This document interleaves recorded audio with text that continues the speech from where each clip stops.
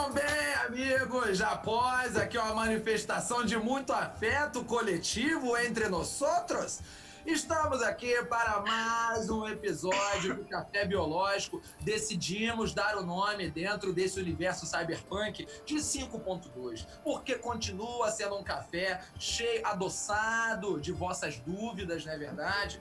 Onde tiramos o amargo da ciência e transformamos numa rapadura que você possa internalizar, não é verdade? E não consigo mais produzir nenhuma fala escalafobeticamente, cientificamente mentirosa para dar início a esse café biológico. Estamos aqui com os nossos 3 integrantes clássicos dos bailes, juntamente com esse Neandertal que vos fala, professor Thiago Savignon de Bioquímica. Muito boa tarde. Boa tarde, galera, beleza? Bem-vindos aí a mais um cafezinho.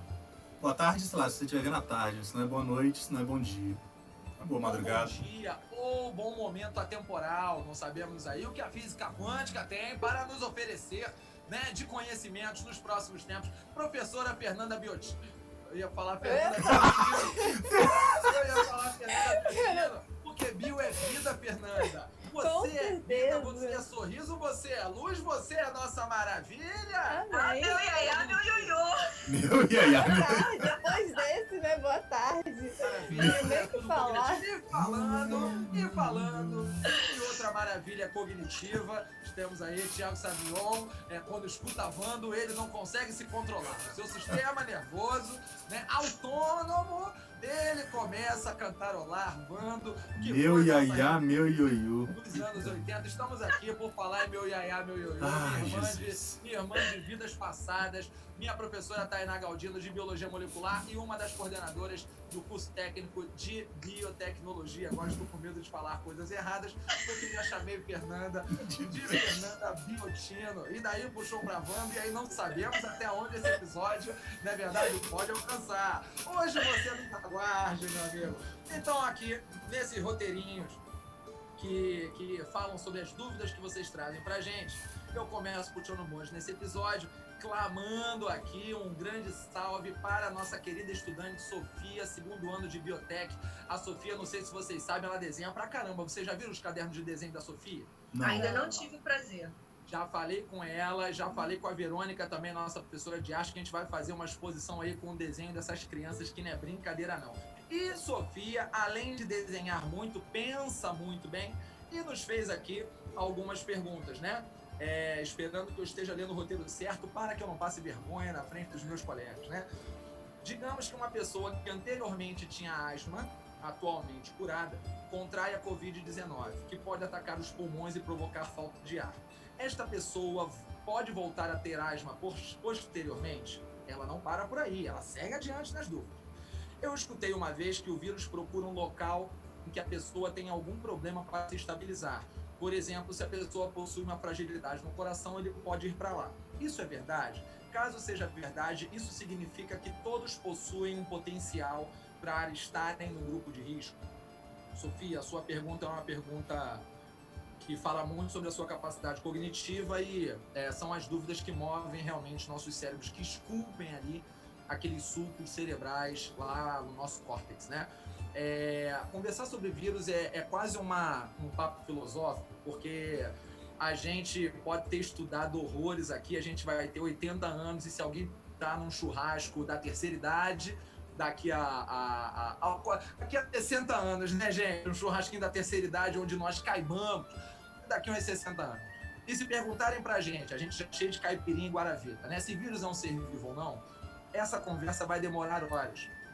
Porque o vírus, ele dentro de uma célula, ele vai se comportar ali de uma maneira que dá pra gente até tergiversar sobre processos metabólicos e tudo mais, mas fora de uma célula ele se comporta literalmente como uma partícula qualquer, né?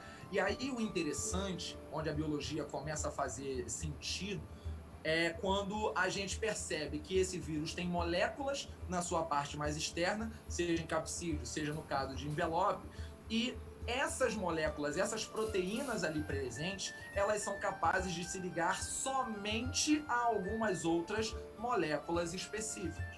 Então a gente sempre vai associar o vírus né, como possuindo uma ou mais proteínas que permitem a sua entrada, mas a sua entrada ela está diretamente relacionada à presença de uma proteína, tá legal, que esteja numa membrana celular para que possa haver a ligação e o vírus em si possa entrar. Então, todo vírus vai ter ali proteínas ao qual ele se liga especificamente e somente a elas. E por que eu estou falando tudo isso aqui?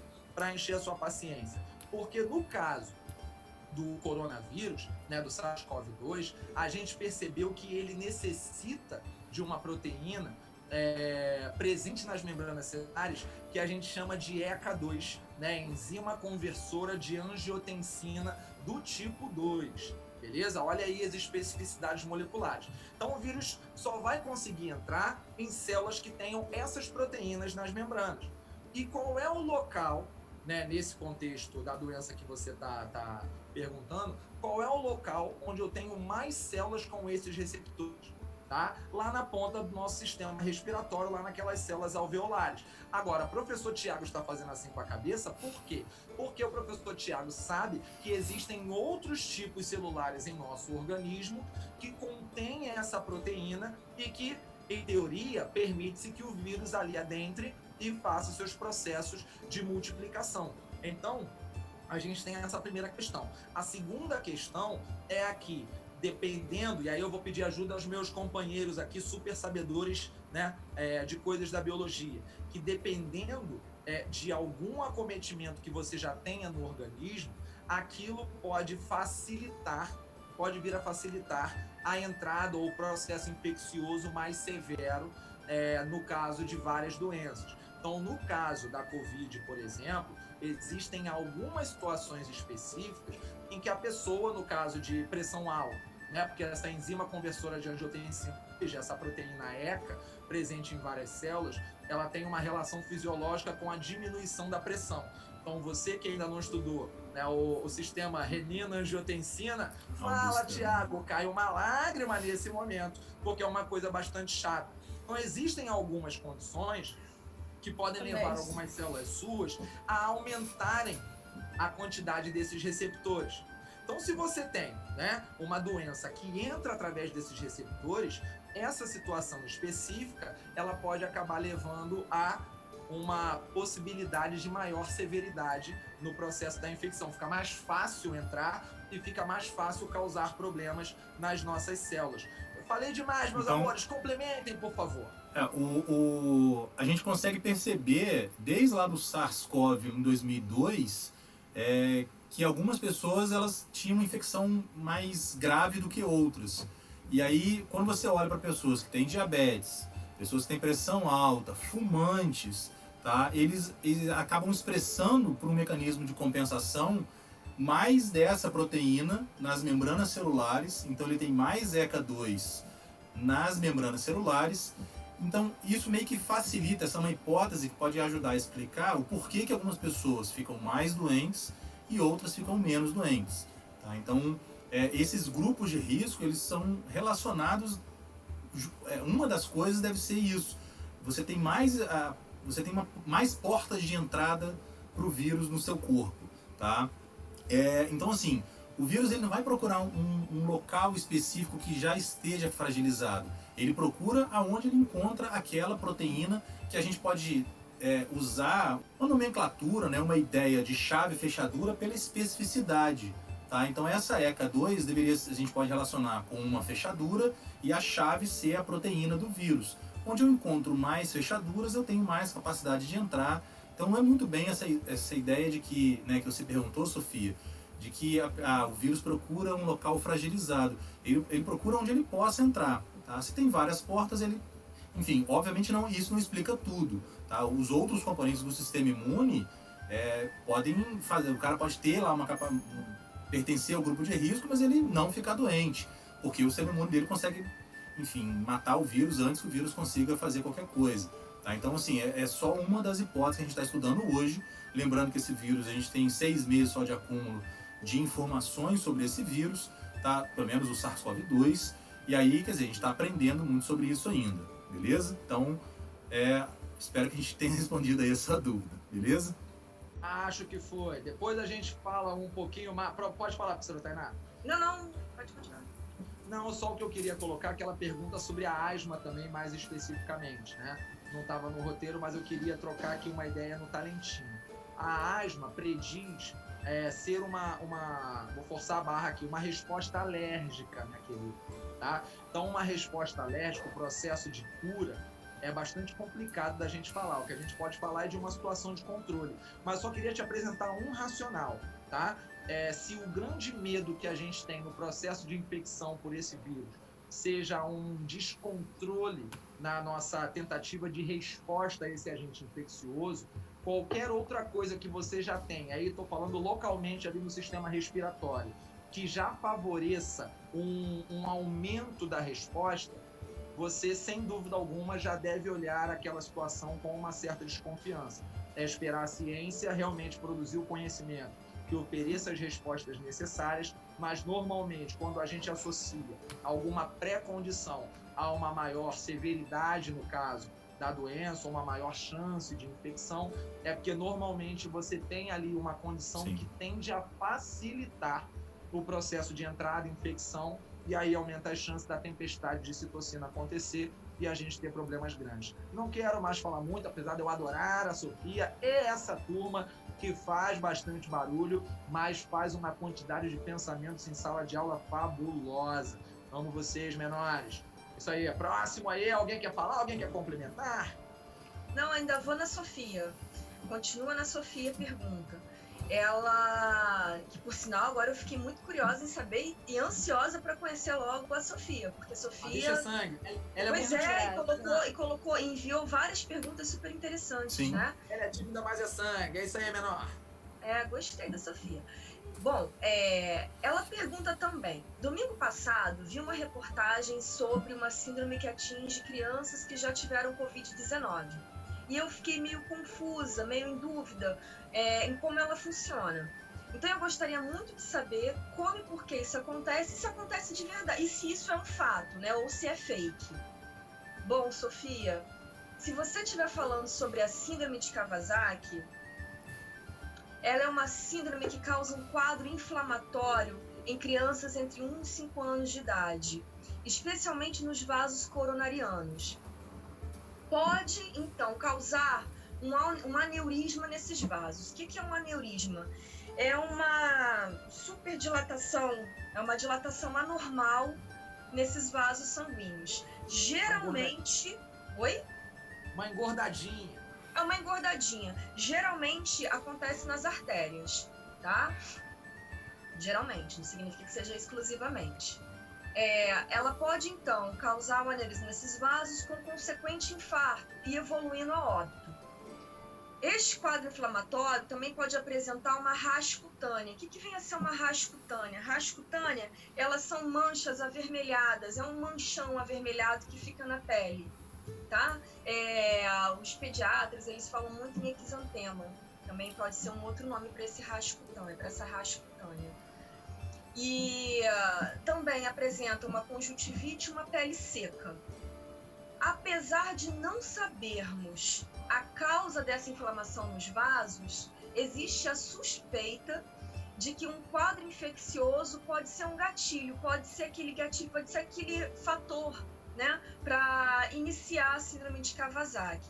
Então, Sofia, se a sua dúvida, se a matéria que você viu, essa síndrome estiver relacionada com a síndrome de Kawasaki, ela não é fake não, tá? Ela pode sim fazer esse gatilho, disparar esse processo inflamatório no organismo dessas crianças nessa faixa etária.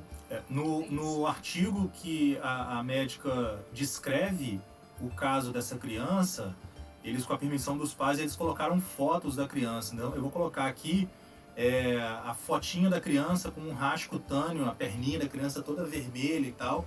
Não mostra o rosto da criança, óbvio, né? Mas aí dá pra mostrar o que é esse rasgo cutâneo, tá? Esse vermelhão, né? Por conta da pele ali toda inflamada. Né? Vou continuar então. Posso ir pro próximo? Manda ver, show de bola.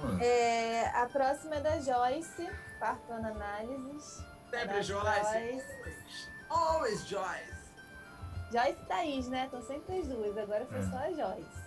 Vamos lá. Os soros coletados de pacientes curados da Covid-19 podem causar uma reação imunológica anti-anticorpo nos pacientes com a doença? Ai, Joyce, vamos lá.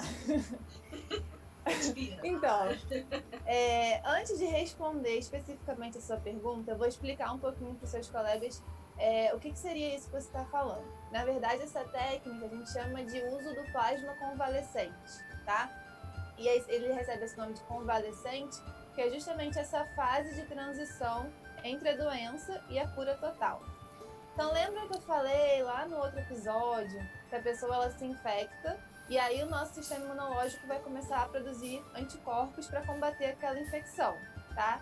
Esses anticorpos vão ser encontrados no plasma, que é a parte líquida do sangue. A professora, você não falou que a parte líquida do sangue era o soro? Falei. E aí o Thiago vai explicar pra gente mais uma vez, então, qual a diferença de soro e plasma, para isso ficar bem claro. Então, aí eu volto. Quando você vai fazer, você tira o sangue da pessoa e aí você tem duas opções.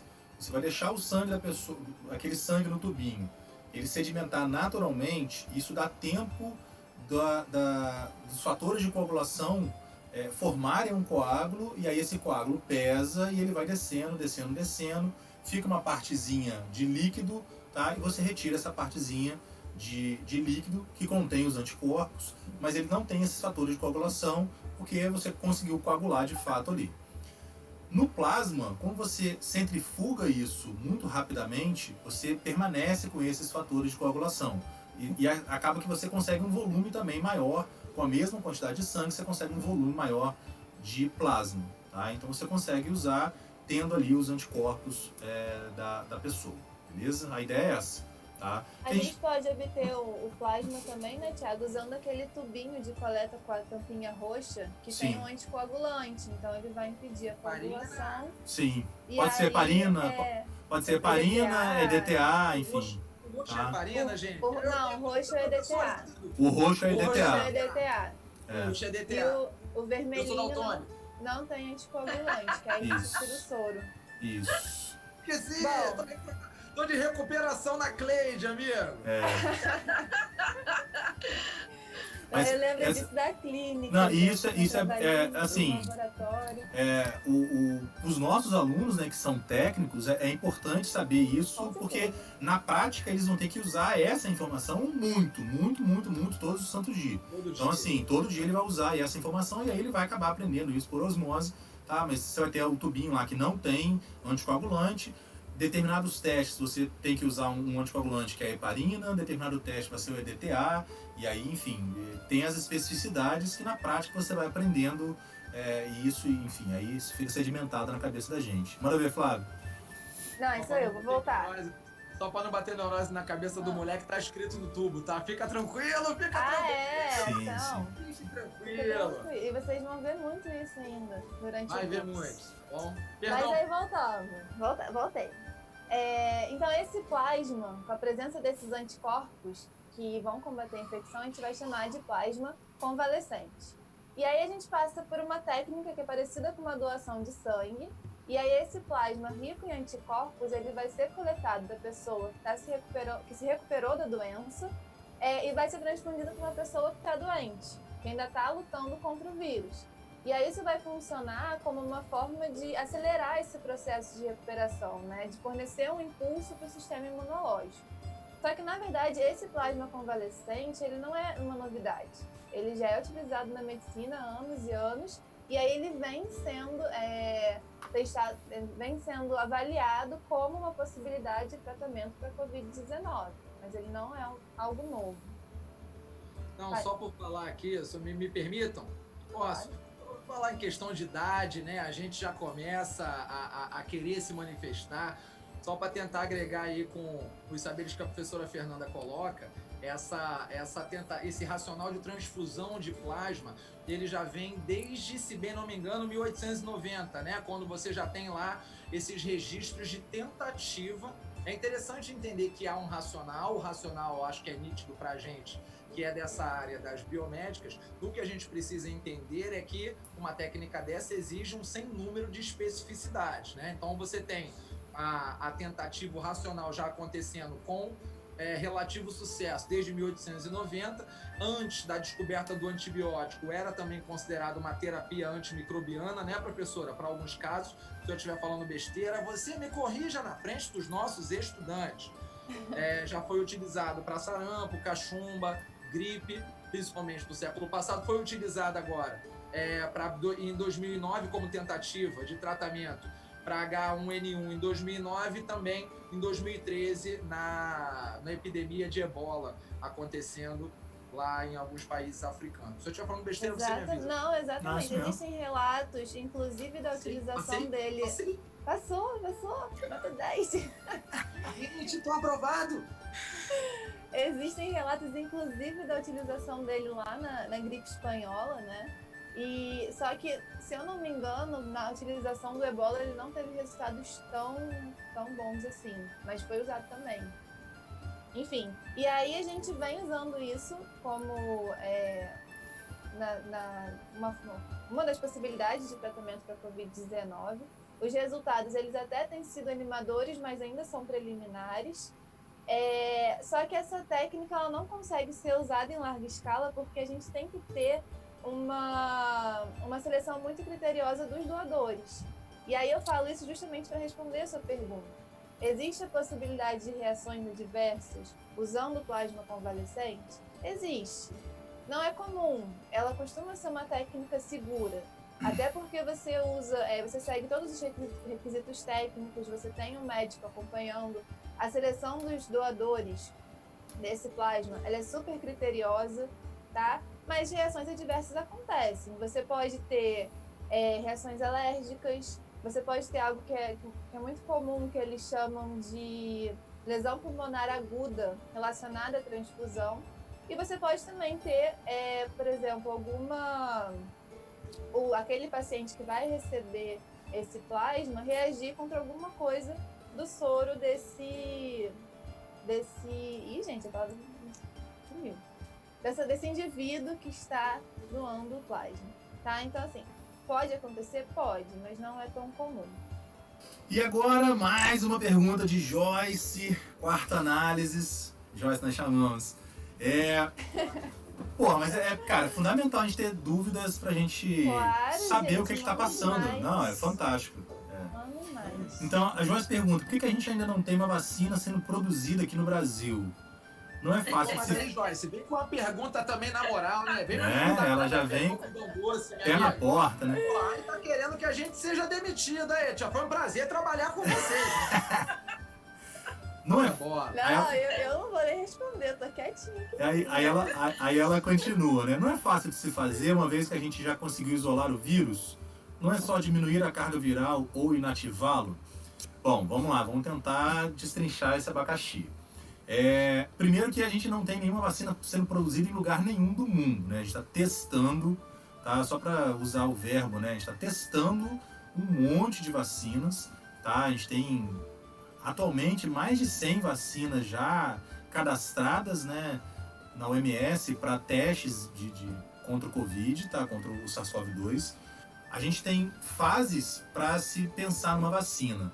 Então, a primeira fase, que é a fase pré-clínica, tá? Que Biomanguinhos está nessa parte da pesquisa, ela demora muito tempo, porque você vai tentar descobrir qual parte do vírus você vai usar, tá? Então, assim, já isolamos o vírus, mas qual parte você vai usar, qual tipo de proteína você vai usar e em qual animal, qual biomodelo você vai usar. Você vai usar em camundongos, você vai usar em roedores maiores, você vai usar em primatas. O que essa parte do vírus consegue desencadear uma resposta imune, tá? Isso demora, isso não é fácil de fazer e é caro, é grana pra caramba, tá? Então, a pesquisa básica, ela vai desenvolver tentar achar essas respostas, tá? Depois você tem que passar por uma parte de fase de segurança, quando você começa a trabalhar com o humano. Então você vai pegar essa vacina que você está testando e injetar em alguns seres humanos que aceitaram participar do projeto de pesquisa, né? São voluntários. E aí você vai ver se isso causa mal. Você não quer nem saber se produz imunidade, quer saber se causa algum dano. Cara, só que esse dano ele pode demorar meses até aparecer. Então você tem que acompanhar esse cara com um número substancial de pessoas, de acordo com o seu desenho estatístico e tal, cara, durante muitos meses, tá?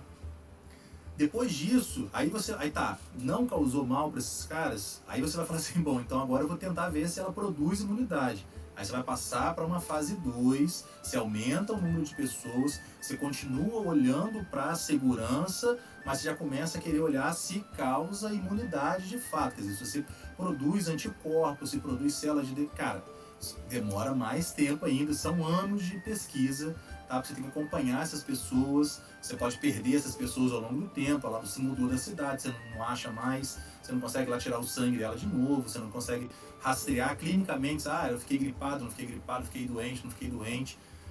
Depois você passa para a fase 3, que aí você vai pegar um número muito grande de pessoas, e a gente está nesse estágio para algumas vacinas, inclusive que o Brasil vai participar, tá? Para uma vacina que é da Universidade de Oxford, que ela já está em fase 3, ela já foi testada fase 1 e fase 2 lá no Reino Unido, então eles foram cobaias para a parte de segurança, e a gente vai usar, o Brasil vai ser um dos países, porque ele tem um número muito grande de pessoas, a gente vai tentar fazer um outro café de repente para explicar melhor isso, mas por que o Brasil está sendo escolhido?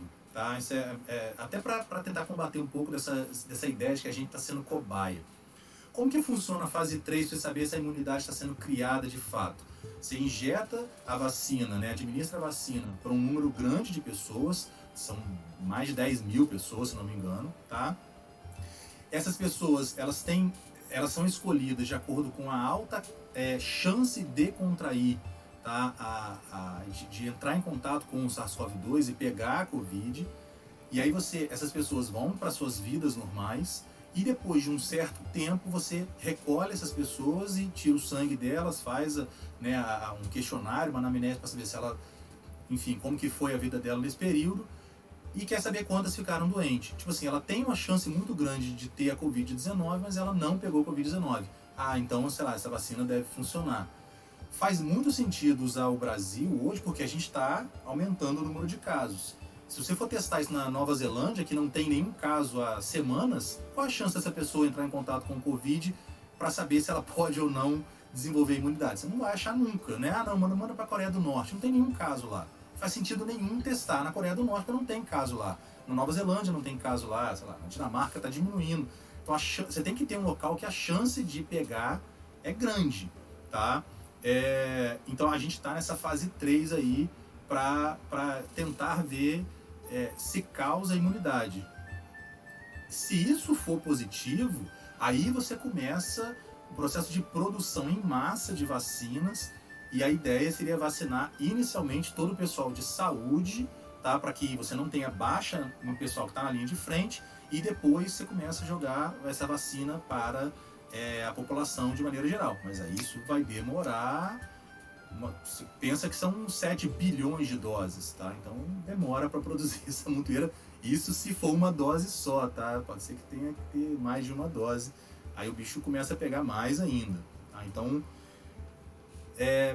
tentando te responder, não é fácil de fazer vacina, tá? A vacina mais curta que a gente já produziu nos últimos anos foi contra o Ebola, que demoraram 5 anos, tá?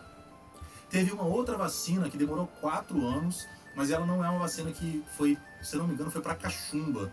Demorou 4 anos, mas você não tem um surto de cachumba, tá? Então não tinha essa, apesar de ter sido rápida, porque deu sorte de conseguir também lá os antígenos certos, os epítopos certos, tá? Mas a do Ebola, que foi com a faca no pescoço, né, vamos dizer assim, foram 5 anos, tá? Então a gente não tem 5 anos contra o Covid, né? Imagina o mundo parado por 5 anos, impossível. Acho que eu falei muito, gente, tô cansado. Eu não preciso falar mais nada. A Tainá quer falar. Fala aí, Tainá, pelo amor de Deus. Eu só queria corroborar o que ele falou. Ele já até falou isso. Mas é só para dizer que a gente está numa fase que é maravilhosa para esse tipo de teste, não maravilhoso para a gente, mas maravilhoso para o teste, porque a gente tem um aumento de circulação do vírus, né? Tanto é que a gente continua em isolamento, medidas de isolamento social, isolamento de tudo. E tal do lockdown, faz lockdown, não faz lockdown, porque a quantidade de vírus circulante ainda é muito alta. Então, não necessariamente ter contato com a Covid, com a doença, mas contato com o vírus, porque a pessoa pode ser assintomática, mas mesmo assim transmitir, enfim. Então, é só para poder dizer, e dizer para Joyce que não é tão simples assim, de fato, né? Eu acho que você passou bem essa visão para ela, que não é só ter o isolado. Poxa, já isolou, então por que agora já não vai lá e imuniza, enfraquece o vírus e coloca todo mundo e acabou? Não é assim, são várias etapas e tem toda a testagem, né? Então, de fato, ficou bem claro. Acho que a explicação do Thiago ficou...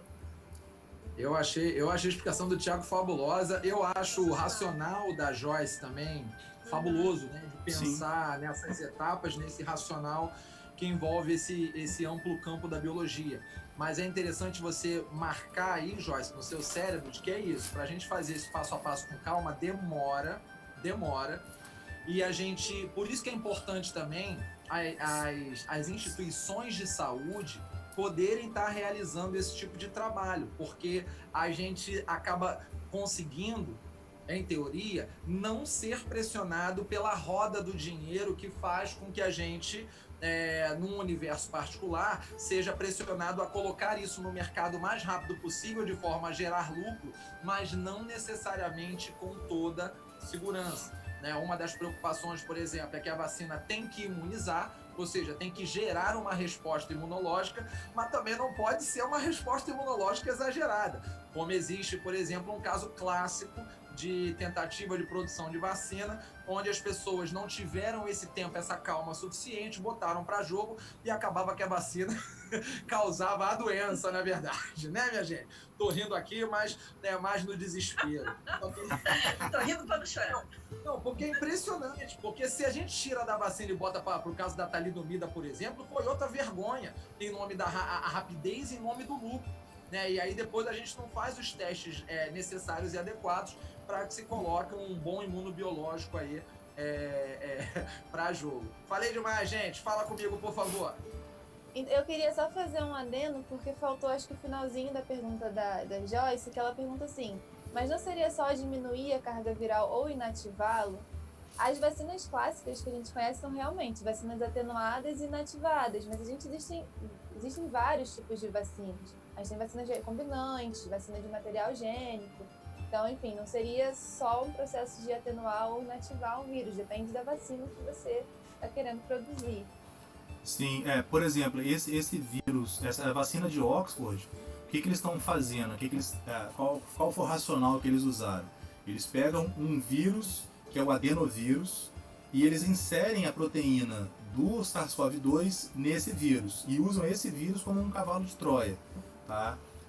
E aí, enfim, você espera que esse adenovírus ele não vai causar doença nenhuma, tá? Injeta na pessoa e se espera que o nosso corpo processe esse adenovírus com essa proteína do SARS-CoV-2 e crie uma resposta imune contra essa proteína do SARS-CoV-2. Qual é o racional de por que essa vacina pode não funcionar? Tá? Porque isso já aconteceu no passado com outras vacinas que usaram metodologia semelhante, em que o nosso corpo já tem uma resposta contra outros adenovírus que causaram doenças e a gente já tem uma resposta pronta para eliminar esse adenovírus. Tá? E aí você pode não dar tempo do corpo processar esse adenovírus para apresentar o antígeno, que é o que você quer. Tá? Então, assim, os caras já estão antecipando que possa dar errado, justamente porque isso já deu errado com outras vacinas. Tá? Então, assim, é meio bizarro, mas é a vacina que a gente vai testar aqui no Brasil, que é a vacina lá de Oxford, tá? Que é uma empresa também privada, comprou lá, agora eu esqueci o nome. Então, assim, a gente tem esse racional. Agora, tem vacina de RNA, mensageiro, tem vacina com DNA, enfim. Algumas vacinas que a gente não sabe como que vai estar, algumas estão em fase 2 já, tá? Mas, enfim, a gente está pensando em diversas estratégias e é bom que a gente tenha essas diversas estratégias, porque uma que parece muito promissora pode não ser promissora, pode não vingar, aí você tem que ir para os outros planejamentos. Só uma coisa que a Joyce falou, que agora me veio na cabeça aqui, Algumas vacinas que são atenuadas, elas são usadas atualmente porque elas causam um pouco de doença, tá? Mas elas são importantes para uma determinada parte da população, tá? Então, por exemplo, algumas vacinas que a pessoa normalmente é usada no exército, em que o cara fica um pouco doente, mas ele ganha uma imunidade absurda, tá? E aí isso é interessante. Você não pode usar essa vacina para pessoas idosas, para crianças, porque aí o fato dela desenvolver a doença é perigoso por si só. Então, assim, tem muita coisa em termos de vacina, né? O nosso conhecimento está aumentando devagarzinho, à medida que a gente vai estudando isso, tá? E aí na produção da vacina tem que levar então em consideração aquele equilíbrio, né? Entre produzir uma vacina que vai induzir o seu sistema imunológico, mas também que seja segura para aquela pessoa. Então por isso que acaba não sendo tão simples, né? Não é fácil de fazer. Magia, é magia, é ciência. Oh, meu Deus do céu. Bom, e aí a nossa última pergunta, também da Sofia, segundo Biotech, ela fala assim: também escutei sobre algo que fiquei confusa. Me disseram que a partir do momento que a doença alcança níveis globais, erradicar ela se torna impossível. Então, todo ano teríamos casos disso, de modo mais casual, como ocorreu, por exemplo, com a gripe. Isso é verdade? Teremos daqui para frente casos de Covid-19 ocorrendo com a mesma frequência da gripe? Vamos lá. Sofia, muito boa pergunta. Mas quem é o professor de biologia dela, gente? Eu quero saber. Quem deu aula para essa menina no primeiro ano?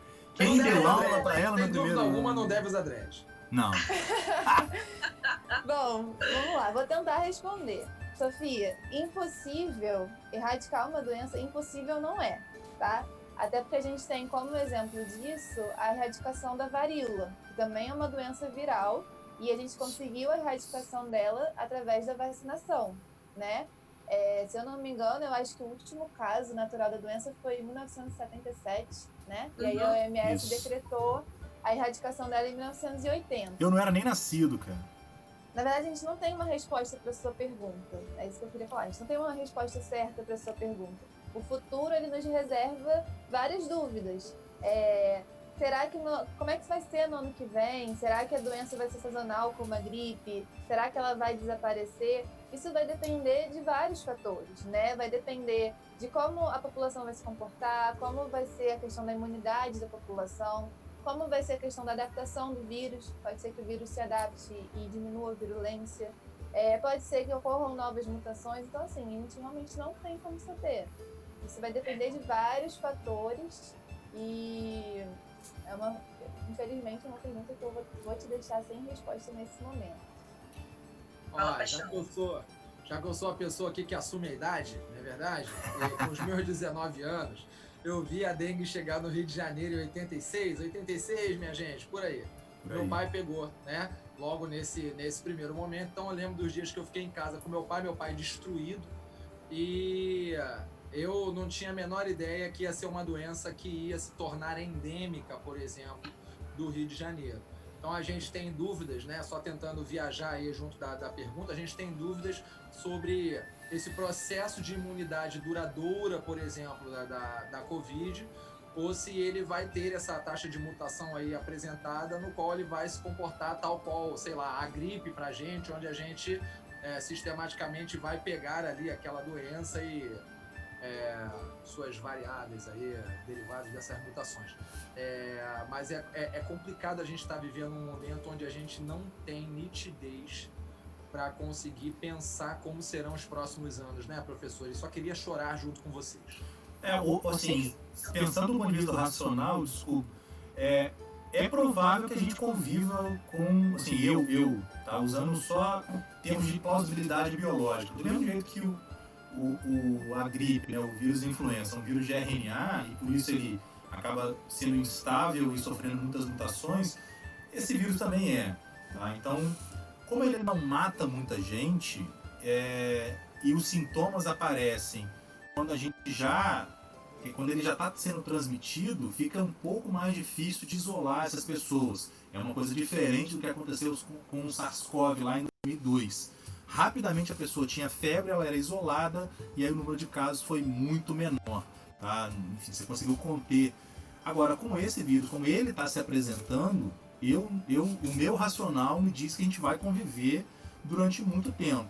Agora, a gente não sabe, foi o que a Fernandinha colocou, a gente não sabe como que vai ser o nosso sistema imune e, como qualquer coisa na biologia, a gente não tem como predizer quais são as mutações que ele vai sofrer e aí para onde essas mutações vão guiar o comportamento do vírus, se vai aumentar a virulência, se vai matar mais, matar menos. Então isso é mistério, cara. Enfim, é aquele meme, né? É cansativo viver um momento histórico, né? A gente está vivendo esse momento histórico, né? Esperemos que ele siga a cartilha do vírus malandro, né? O vírus malandro causa pouco problema, não é verdade? E fica causa sempre lá. Mete o pé, deixa o hospedeiro vivo para poder infectar de novo. Esperemos, vamos ver essa malandragem. Vírus Bezerra da Silva Covid, fala. É só o seguinte, era só para completar que agora é uma diferença fundamental que ele tem do SARS-CoV-2 para a varíola que já foi erradicada, é porque, de forma geral, os vírus de RNA, eles apresentam uma taxa, como o Thiago acabou de falar brevemente, ele apresenta uma taxa de mutação muito maior, né? Que o vírus da varíola, ele é um vírus de DNA. Então, o que acontece? Quando você tem uma taxa de mutação maior, você tem, obviamente, uma dificuldade da ação do sistema imune e também vai ter uma dificuldade na própria criação da vacina, como a gente já estava falando nesse tempo todo, né? Então, uma das próprias dificuldades é a própria biologia do vírus. Então, lembrando que o Paixão já tinha falado sobre isso, né, em algum episódio passado, lamentando sobre o nosso sistema imunológico, é isso, a gente não tem uma previsão porque a gente não sabe nem como vai ser o comportamento do vírus, se ele vai continuar mutando ou se ele vai se adaptar e vai ficar, ou se nós vamos nos adaptar frente ao vírus em circulação. Então, a gente tem que prosseguir com os estudos da vacina, prosseguir com os estudos do medicamento que possa combater de maneira efetiva e, nesse momento, como a gente não tem nenhuma coisa nem outra, prosseguir com o nosso isolamento na melhor forma possível e evitá-lo, né? Porque a gente ainda não tem nenhuma resposta efetiva para essa pergunta que vale 200 milhões de euros. Bora. Então, minha gente, estivemos nós aqui tentando dirimir um pouco dessas dúvidas. A gente gostaria de fomentar também essas perguntas, porque a gente acha muito bacana esse movimento de vocês, de estarem assistindo os episódios de Café Biológico, dúvidas surgirem e estamos aqui doidos para fazermos mais episódios de dúvidas, mandando um salve aí para quem deu um alô pra gente. A gente está recebendo aí os apontamentos também, as sugestões de temas e vamos tentar botar isso para jogo aí. Estejamos firmes nesses tempos de pandemia. Mandar um beijo aqui muito carinhoso pro professor Thiago Savignon, nosso maravilhoso. Valeu. Coordenador do vídeo. Professora Tainá, coordenadora que eu tanto amo. E professora Fernanda Botino, na flor da experiência cognitiva em estudo.